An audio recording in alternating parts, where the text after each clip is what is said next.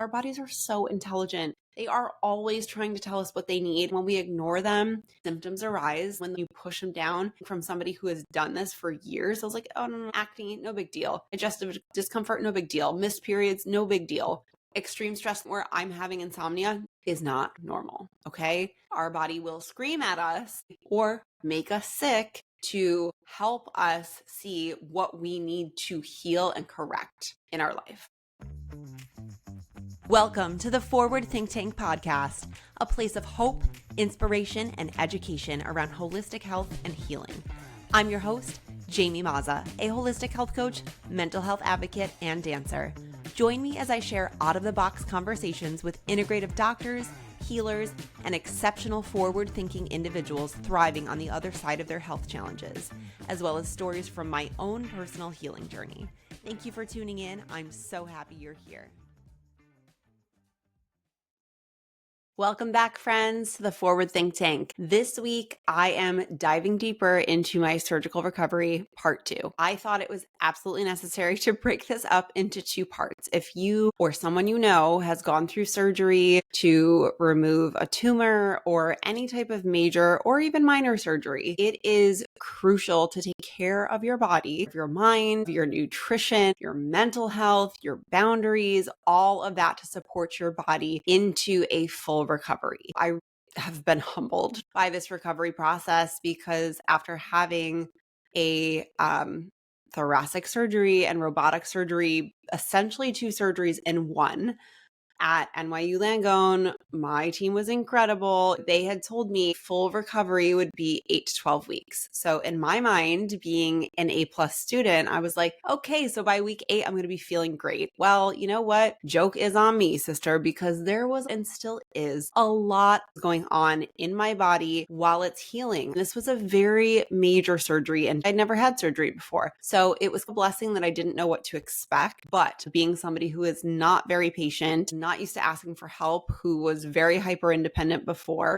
it has been quite a journey. And I've had to lean on my people quite a bit. I've learned a lot in this process, and I thought I would share it with you in case you, a loved one, somebody you know is going through something similar, so you can share it with them. And this can be a resource and give you an idea of what you can do to support yourself into recovery mode. The first thing important to talk about, at least for me and my experience, is patience and releasing expectation. I am somebody who is not typically a patient person. Maybe living in the New York City area for the last 15 years has magnified that trait in me, but I historically have not been a patient person. So this is something that my body had never experienced before. I have to remind myself that my body is doing everything it can to heal in all different areas. So many things happen during the surgery that my body needs to recover from. It takes time, and patience is really the biggest lesson for me in this journey, and developing that patience like a muscle. So every day for me has looked very much the same in the fact that I'm not really leaving my house a ton, except for to go for walks or maybe every once in a while to grab dinner, or more recently grab brunch because I tend to feel better in the mornings with my husband. But we're really not doing much. Releasing expectation of how I thought this was going to look. Like I said, by week 8, I thought I was going to be fully recovered and bounce back. And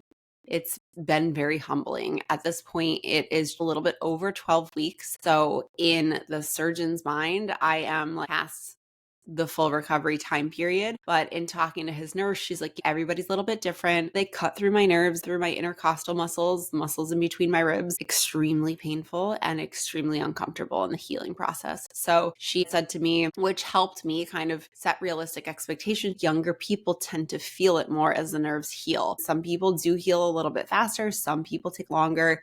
It's hard to say for sure, but there's probably a lot of inflammation still coming down from what happened in surgery. Releasing expectation of how I thought this was going to look is the hardest thing, but I am learning to appreciate and also recognize the little wins and the little micro improvements that are happening in my body every single day. And in the first part of my surgical recovery episode, that was kind of like weeks 1 through 4, right? At that point, a lot of the medication was still in my system because I kept saying, I'm not in pain. This is great. And then it was week 4 or 5 hit, and I started to have roaring pain as my nerves kind of came back online, and maybe I was a little bit more mobile. So things started to react, and I was having a really hard time, and honestly, still sometimes do to this day. The pain is getting better. I've learned how to manage it. I've learned things I can do to help it, but nerve pain is no joke. And it has given me so much empathy for people who have chronic pain. Having the background I have as a dancer who knows how to stretch their body, having taught fitness for almost a decade in New York City, having the experience of doing body work, yoga, working with massage therapists, acupuncturist,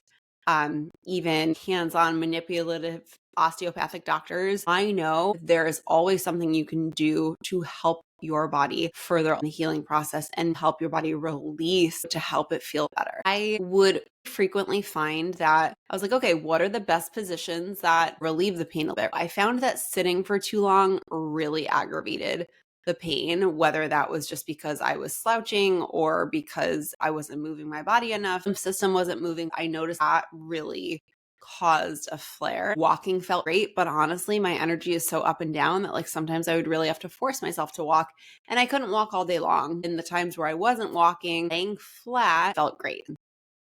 I think I was saying this in part one, but wow, when I was used to having so much energy prior, I slept really well. I didn't have a lot of pain before surgery. It was surprising to me that like even something like taking a shower and like the small twists and turns that happen in there, like bouncing on one foot to shave your legs, took a lot out of me. I would often find in the early weeks that I would need to take a nap right after taking a shower. I found comfort in laying down. I would play music or maybe listen to podcasts if I had the attention span for it and the mental bandwidth for it. I would find that laying under my infrared light, and I got clearance from my doctor that was okay. Infrared light can help reduce inflammation, but sometimes can be contraindicated in a cancer diagnosis if you are putting it directly on the site of the tumor. Of course, I didn't want to do anything to aggravate all the good work that we had done. I did a little experiment with myself one day. I was like, you know what? I had been listening to cellular meditations leading up to surgery and post-op for the first 2 or 3 weeks every single day. And then I was like, I need to mix it up. I happened to stumble upon Dr. Joe Dispenza meditation, who I really love, but sometimes his meditations are long and very deep. I happened to stumble on something on YouTube that was minutes long, and I was like, perfect. It was a guided meditation talking about releasing things that you were holding on to. Must have came into my life for a reason. I'm going to visualize letting go of my pain, and it talks about watching it float down the river. I'll put a link in the episode details of that specific meditation because it was so helpful for me, and I still to this day listen to it quite often. I was like, let me do a little experiment. I'm going to do a meditation at the height of my pain one afternoon and see how I feel after. I went through that whole meditation and I was like, wow, like I just spent 17 minutes not focusing on the pain, focusing on going inward, on picturing my body feeling great, letting go of that pain. And I was not in pain immediately following that meditation. It just goes to show you how powerful our minds are. Did that last forever? No, of course not. But did that help and make a huge difference to me? So I'm going to do this more often. Meditation is huge. If you can find something that's specific to pain relief or anxiety or stress relief or like a calming meditation or something that would help you sleep, awesome. Do it. It is going to help you. I promise. If you are not used to meditating, it's something that takes practice and can feel foreign, but give it a try. If you are laying around post-surgery, you really have nothing to lose. Resting whenever I need to. And this is still true to this day. I mean, I wake up generally pretty early in the morning, somewhere between 5:30 and 6:30. So the first few hours of the morning, I try to be productive because that's when I have the most energy and I'm not in pain. But for example, this morning, I was like, I'm going to do a little mini workout and then record this podcast. And by 9 a.m., after my breakfast and doing some stuff around the house, I was like, damn, I'm wiped. I went upstairs, I laid down, I put on some calming music, and I closed my eyes just for like 20 minutes and fell into the light sleep. But I need that. My body, your body, if you're going through this too, needs rest. So listen to it. I think listening to my body and asking it what it needs and actually paying attention and giving it what it needs, whether that's food, water, electrolytes, sunlight, fresh air, phoning a friend, laughing, dancing, a massage, listen to it, especially during this time. But even if you're not going through any of this and you are somebody who's walking around stressed all the time, Get used to pausing and asking your body what it needs and listening to it, because our bodies are so intelligent. They are always trying to tell us what they need. And when we ignore them, symptoms arise. And when those symptoms arise and you push them down, and I'm speaking from somebody who has done this for years, I was like, oh, this is fine. Acne, no big deal. Just a discomfort, no big deal. Missed periods, no big deal. Extreme stress to the point where I'm having insomnia, no big deal. It's just the way it is not fucking normal. Okay? So our body will scream at us or make us sick to help us see what we need to heal and correct in our life. And I know that's a lot to hear if that is a foreign way of thinking for you, but it's the truth. So resting whenever I need to is something I've totally welcomed. I am extremely grateful and blessed that I can have this uninterrupted time. My husband and I are able to get by with the limited income and resources that we have. I've said it before and I'll say it again. I'm so thankful to my core. It makes me cry to everybody who has supported this journey, whether you have donated to the GoFundMe, which really has kept me afloat for the last year, and allowed me to do a lot of these out of the box healing modalities that have made such an incredible impact on my health and my life. Or you've paid me a visit, called me, sent me a text, prayed for me. Everything has been so appreciated, and I have never, ever in my life felt so supported. I'm not somebody who's used to asking for help, so it's really cracked me open in many. Are you still walking around in those leggings full of microplastics? I know. Seems like nothing is safe anymore, right? It's ridiculous. I recently started changing over my clothing to more sustainably sourced, no harm to me brands, and I have been obsessed lately with Woolly. It's made of 100% merino wool. Honestly, you have to try. Merino wool, it's naturally finer than your average wool, so don't think about like your grandma's wool, right? It's made of smaller, breathable fibers that actually regulate your body temperature. So I wore their leggings in the dead of winter when I was trying to get out every single day, even if it was 15 degrees post-op. I had not an ounce of body fat on me, so I was always freezing, and I was shocked at how it kept me warm and insulated on my walks. So obsessed. But it also wicks away moisture from the skin and is quick to dry. So really perfect for, now that it's getting nice out, we're going outside, we might be sweating a little bit. It's all good. It will regulate your body temperature. It's truly amazing. So I've been obsessed with their leggings. I also have short and long sleeve tops from them, which again are just so fine and soft to the touch. I was honestly shocked, and they're comfortable. They're cute. I mean, they have everything from like underwear to athletic wear. I can't wait to try more, but I had to tell you about this because I know honestly for a lot of people who are hyper conscious, I should say, about wellness are looking at the trending topic of microplastics in our Lululemon leggings. So if you're looking for high quality athleisure gear that won't add to your plastic burden, I highly recommend you try Woolly. They have everything, like I said, from athleisure to underwear, and you can get 15% off your first order using code JAMIEM15. That's JAMIEM as in Mazda 15 at checkout. So head on over to Woolly, WOOLLY.clothing and check them out. Enjoy.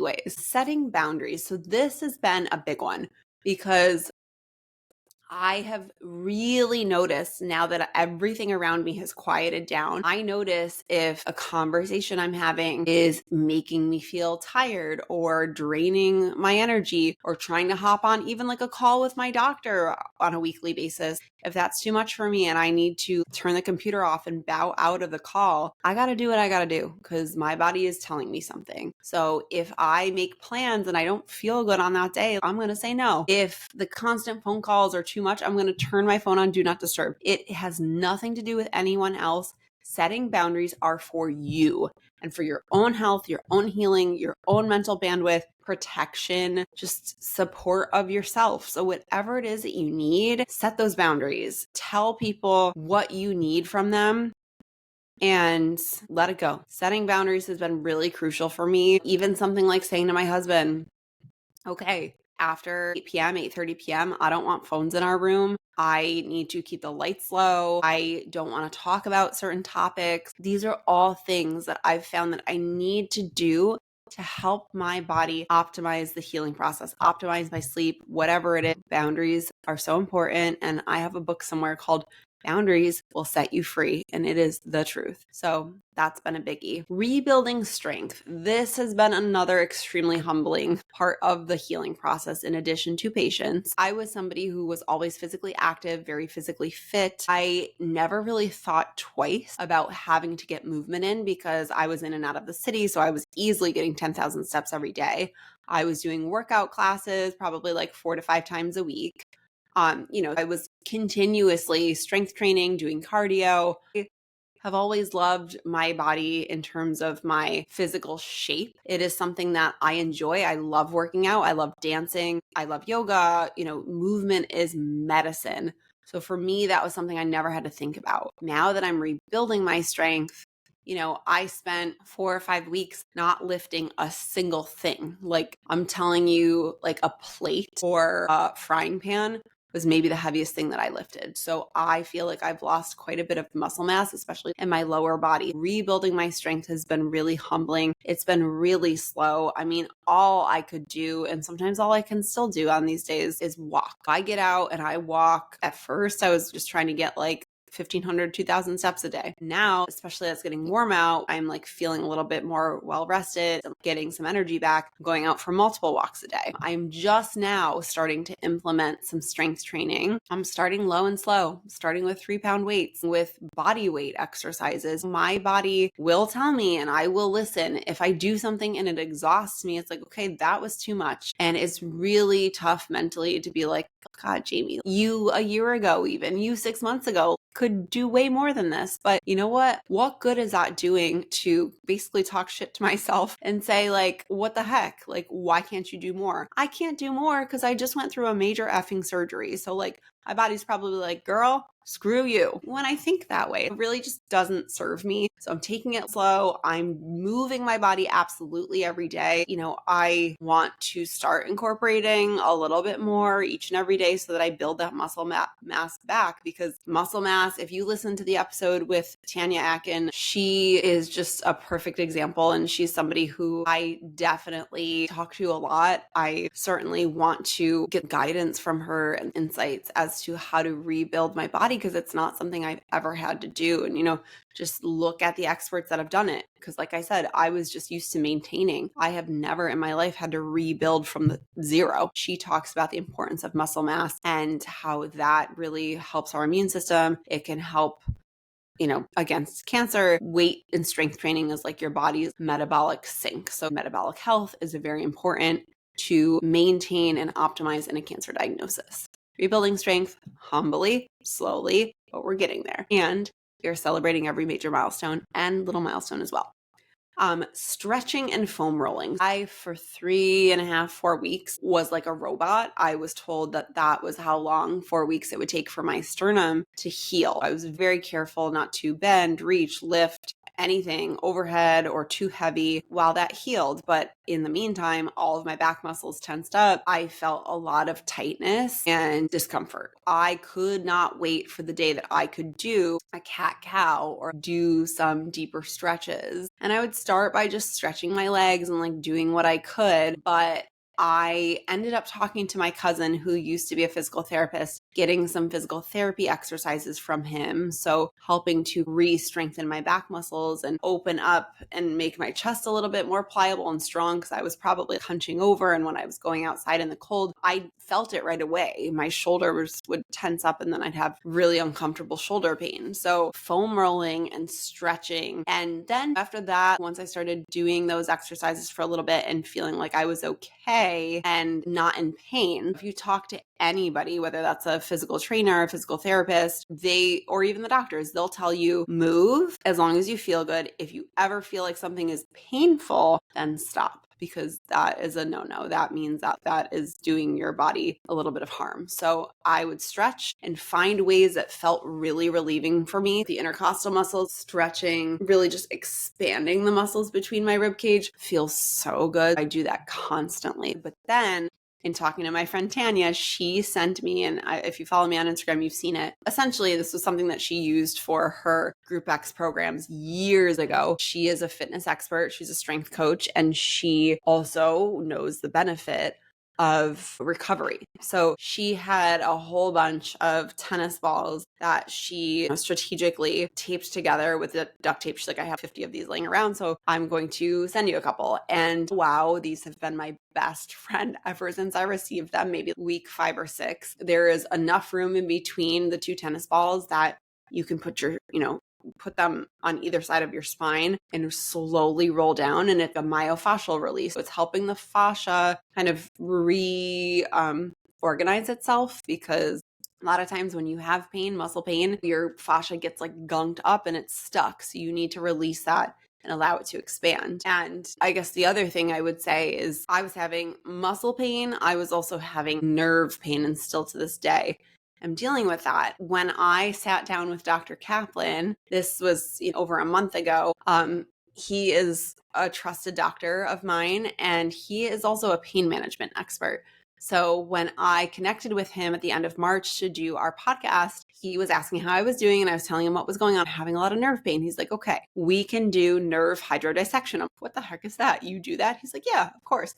I'm like, of course you do. So when I was home last month, a few weeks ago for Easter, I went to go visit him in Buffalo, and he does a procedure called hydrodissection.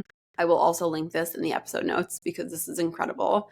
And if you or someone is experiencing nerve pain, he's like, even if it's been years since surgery, I have helped people get relief, because what happens when your nerves are trying to heal and you have incisions from a surgery, scar tissue builds up around the scars. I think that's a pretty common thing for everybody. And the scar tissue blocks blood flow to the nerves or the muscles. And so that is what's causing discomfort. I'm explaining this very basic level, but he used ultrasound to guide the injections that he did, which helped break up the scar tissue and helped free up the nerves, and also helps heal the nerves. So it was amazing to see, because I was right in front of the ultrasound machine. We could see the scar tissue. He pointed it out to me. It was fascinating. That helped a little bit, maybe 20%, but I'm going to go back and see him again soon. And, it's something to me that is so important that I heal in the right way, because I want to get back to my life fully. I want to get back to dancing and working out and being active and being able to sit for an hour with a friend and catch up over lunch without having discomfort or needing to move around or feeling like I'm going to cry. So that is a biggie, and continues to be, just doing this body work. And I also go to acupuncture every week. So in seeing Erin, she's helped me with so many things, but she does a little bit of gua sha around my incisions to help, again, the blood flow and help the fascia heal. And all of that is a big part of my healing. And it's so important to me because I see the impact and I see the change every time I do these things. So that's been a big one. Being okay with taking medication when you need it, if you need it. Now, I am somebody who had not taken Advil, Tylenol, ibuprofen, and probably, no joke, 12, 15 years. I just find other ways. I really don't get headaches very often. I try to figure out another way to help my body correct itself. I rarely lean on medication unless I need it. And so obviously after I had my surgery, I knew I was going to be in a ton of pain. So I was taking painkillers to go to bed at night. And I said, okay, if they help, which they did, I'm going to finish out, I think it was a 12-day course or a 10-day course, and then I'm going to be done with those. And so that worked out fine. And I wasn't in pain for the next 3 weeks. But as soon as my nerves started to come back online and I started to be more mobile and things really started to act up, I grinned and bared it for 3.5 weeks, to the point where I was crying every day because of the pain, being so uncomfortable. And thank God for these group of girls that I've found that have had thymomas across the country. I consulted them and I was like, did you guys do anything? I've called my surgeon's office. They said we can do gabapentin, and I was so hesitant because I don't want to be on something that's going to make me feel any type of way. And 2 of the 3 girls were like, yes, it helped me so much. Sometimes you got to do what you got to do to just bridge the gap. If you are in that much pain to the point where it's debilitating and completely ruining your day, it might be something to consider. So after being in so much pain for like, no joke, 3 weeks and just not knowing what to do with myself, I finally gave in. And you know what? I'm still taking it. I'm also still uncomfortable and in pain. So I don't think it's completely eliminating the pain, clearly not, but it's helping me sleep at night. And I know sleep is so important in the healing process. It also, when I sleep, I have more energy. I'm happier, for my husband to be around, and I'm able to hold conversations. I'm able to do things around the house. My mornings are definitely better. So if it's helping with that alone, then it's helping me bridge the gap and do something until my body like actually heals and all this inflammation goes down and like things get better. And that might be another few months until I feel fully recovered. I don't know. So being okay with that, I got to a breaking point, honestly. And I know most people would be the complete opposite. They'd be like, just give me the meds. No problem. It was a really hard thing for me to wrap my head around. But I found that, you know what? Sometimes this is why modern medicine is a blessing and why it's necessary. So there you go. Getting enough protein and eating enough. Once my mom left and my best friend came for 4 days and then she left, I was really having a hard time after breakfast getting in lunch and even reheating, because thank God for Busy Bee, I have been ordering her meals and getting food from her literally from weeks 4 until now. So it's been 8 weeks, 2 months of me just not cooking. And you know what? It's really helping. I love to cook. So sometimes it's like, what the heck? I just don't have the energy to do it. I don't have the energy to clean up after. I don't have the energy to chop things. Whatever I can do to make my life easier right now, I'm going to do it. And that food is such peace of mind. It's the best. But I didn't even have energy at week 4 to reheat food. I was just like eating it cold, like doing whatever I had to do. And I was exhausted. And so I knew lunchtime, I'm really having a hard time getting my protein in. So I was like, okay, I'm going to start doing more protein shakes. All of a sudden, like, honestly, after I started the gabapentin, and I remember also talking to Tanya and talking to Dr. Lori, and they were both like, there's a time and a place for the pain meds, right? If you are not sleeping, and also if you are just in chronic pain all day, it's putting your body into fight or flight mode. And so it's almost impossible to continue the healing process at this point. Your brain is in survival mode. It is turning everything else offline. So it's important to do what you need to do to help your body really bridge that gap and continue the healing process. I noticed after starting to take the gabapentin and starting to sleep a little bit better, longer stretches, my appetite was starting to come back. So that was like a huge win for me because I am so underweight right now. I need to rebuild a lot of my muscle mass back. So all the more reason to be getting enough protein in. Protein is needed to heal and repair ligaments and muscles and all of that, and probably your nerves too. I don't know. But getting enough calories in for a little bit of time, especially at the height of the pain, was hard. When I had so much pain, I had no appetite. It all kind of came together when I decided to take the meds, slept better, had more energy, and therefore was able to feed myself and get enough in. So that has been a biggie. Asking for help and receiving support. My husband now is like, really, it's me and him. He's at work most of the day, but if I need him to help me do things, or if I need to, in full transparency, leave dishes in the sink and clean them in the morning, or I need him to help me get the towels out of the washer because it was too much force for me to pull some of those as they were like completely wrung out in the washer out and move them to the dryer. I had to ask him to do so many little things for me. And I had to be okay with that. If I need to take an Uber or a Lyft to get to an appointment instead of walking, which I would normally do, I need to be okay with that. I need to be okay supporting myself in whatever ways I need right now. And I don't feel bad about it because I want to get better. I want to do whatever I can right now to help myself get to that vision where I am dancing. I am like able to pick up my little nieces and nephews. I am able to fit into my clothes again, or just able to get a full night's sleep, or go out and have fun with my girlfriends and travel and be in the car for long periods of time, do things that I totally took for granted, that we all take for granted, because that's what you do when you feel good. You just live your life. I can't wait to get back to that point. And I think it's coming. It may be coming slower than I want it to, but it is coming. And so I talked a lot about optimizing my sleep in the last episode. Sleep has been slowly getting better. I still have a total wind down routine. No phones in the bedroom for me, no blue light an hour before I go to sleep. I try to eat my meals 2 to 3 hours before I go to bed so my body's had time to digest. I spray my feet with magnesium oil. Obviously, I'm taking gabapentin before I go to bed. I sometimes will listen to meditations at quiet time for me and my husband. I elevate my feet. I do all these things. Sometimes I'm doing a full body massage. I stretch before bed. All these things I do so that I can have the best sleep possible, because I know when I sleep well, my body's repairing at night. And when I sleep well, my digestion is going to be better. My energy is going to be better. My appetite is going to be normal. I'm not going to be craving a lot of sugar or starchy things. To get energy throughout the day, I'm going to be able to get through a workout, and I'm going to be able to live my life. So optimizing sleep is incredibly important.